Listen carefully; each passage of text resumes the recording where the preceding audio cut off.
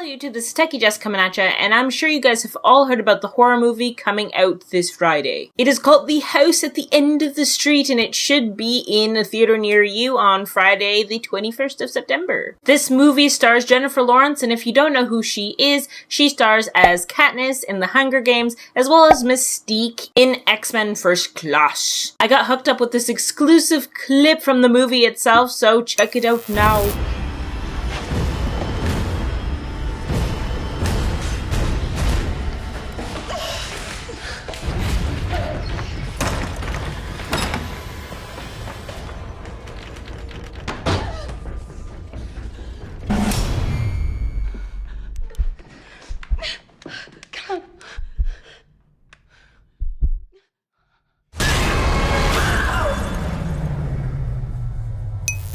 If you want to see more, feel free to click on the annotation that's in one of the corners up above, or you can check out the movie in theaters this Friday and let me know how it is. And I wish you good luck with that because it looks bloody terrifying, and techyjess is quite a wimp. Nope, I don't do scary. Me no do scary. But if getting your pants scared off is worth your money, then this is definitely a movie you guys should check out. Now that that scariness is out of the way and you guys can have fun this Friday, I wanted to address something that's been bugging me lately. Well, not really lately, pretty much all the time. And since I've probably joined YouTube in general, I'm sick of all the Android versus iPhone bullcrap. Whether you prefer iOS like myself or Android, it doesn't matter. All that matters is that you love your device and you have a good smartphone experience. Why the bloody hell are all the geeks and the nerds? Note, being a geek or a nerd is not an insult. In fact, I am one. But why is there fighting about which device is better? Which operating system is better than the other operating system? I really don't give a poop if one phone has better specs than another phone. Because if my phone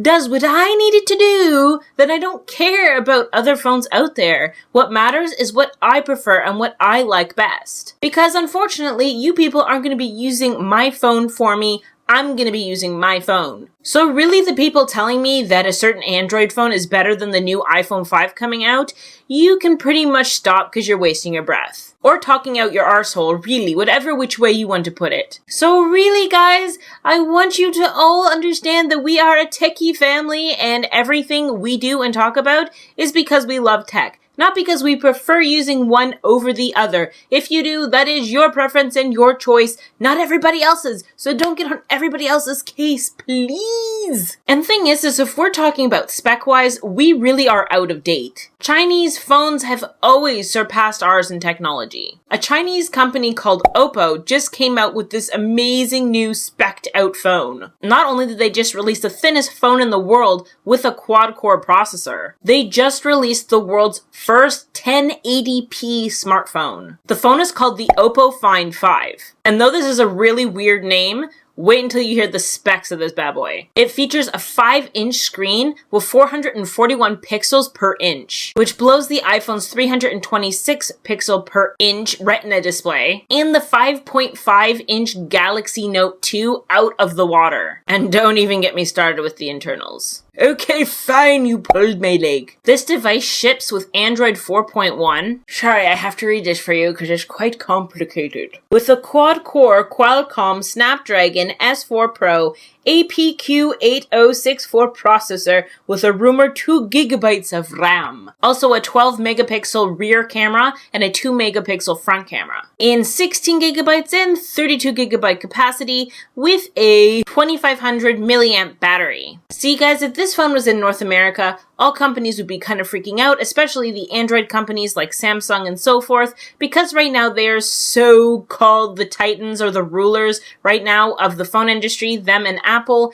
and this phone would create big problems. Most phones are still running dual-core chips, and though those are extremely fast for what we need, we really don't need a quad-core processor in a phone.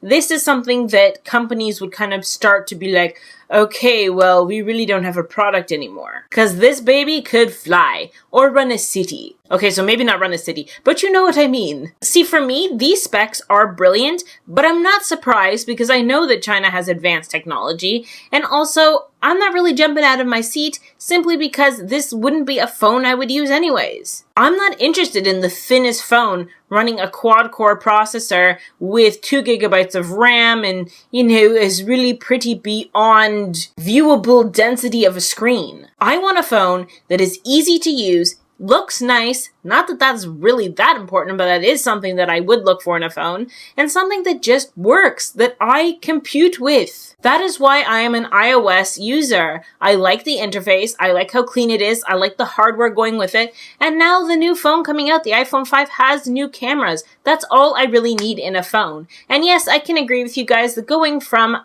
iPhone 4 or even iOS 5 to the new iOS 6, right? There isn't that big of a difference in terms of how things function, but why fix something that's already really, really well put together? I've had the same phone for 2 years and not once have I gotten tired of it. And I know there are people out there that have gotten tired of it, and that's fine because that is your choice, that is your experience, but for me, I prefer the iPhone experience. iOS is just my operating system of choice. It is the actual operating system on a phone I like. So, I'm going to keep using it. Okay. And you guys can't really deny that if you're going from the iPhone 4's features to the iPhone 5 features, it is quite a substantial upgrade hardware-wise. And if you guys are saying otherwise, then you can just blow it out your butt. Because we aren't talking about compared to an Android phone, or the Nexus whatever, or the Samsung 3. We're not talking about that. We're talking about from iPhone to iPhone. And that's all I was talking about in my last video, and still people wanted to compare it to Android, dissing on the new iPhone, saying that, this has been around for whatever. I don't care, because I don't use Android. I use iOS. Everybody's entitled to their own preference and what they want to use. And I will tell you, I don't care if you use a potato for a phone as long as you enjoy using it. So what you think? Can we all get along now and stop talking about what operating system is better when really all that matters is what works for you and what is better for you personally? Thank you, Goosefraba. Geek equality for all! Oh, I forgot. Doodles!